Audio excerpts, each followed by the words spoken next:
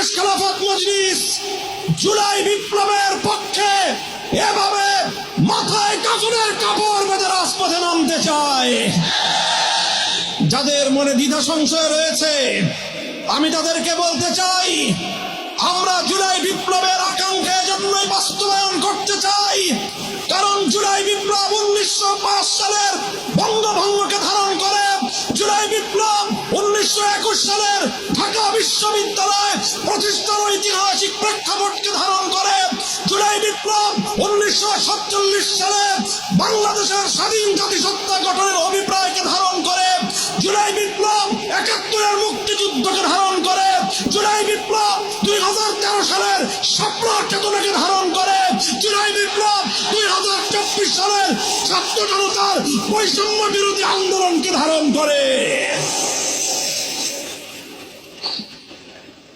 সংগ্রামী সাথী ও বন্ধুগণ, তাই যারা ইসলামকে ভালোবাসেন, যারা বাংলাদেশকে ভালোবাসেন, যারা বাংলাদেশের শতবর্ষের ঐতিহ্যের স্বাধীনতার সংগ্রামকে যারা ধারণ করেন, জুলাই বিপ্লবের বিপক্ষে তারা থাকতে পারে না।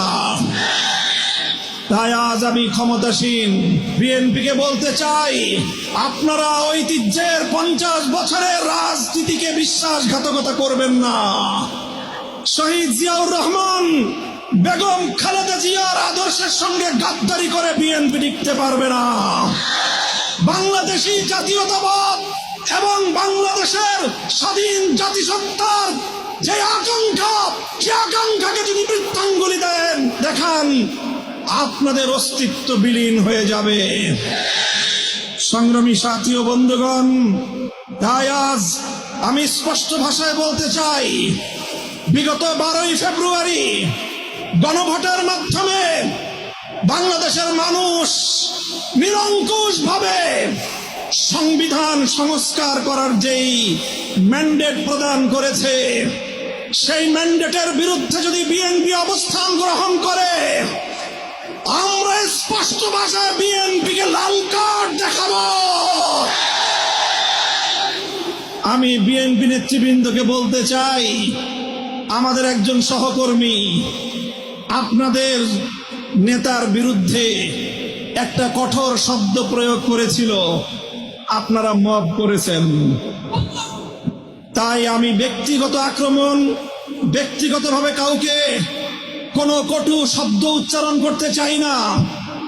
তবে একটা কথা বলতে চাই, যেই 12ই ফেব্রুয়ারি নির্বাচনের মাধ্যমে আপনাদের জন্ম হয়েছে, আপনারা যেই 12ই ফেব্রুয়ারির গর্ভে জন্ম নিয়েছেন, সেই জন্ম নেওয়ার পরে এখন 12ই ফেব্রুয়ারিকে অস্বীকার করছেন, অর্থাৎ জন্ম নেওয়া সন্তান পিতামাতার বিবাহকে অস্বীকার করছেন।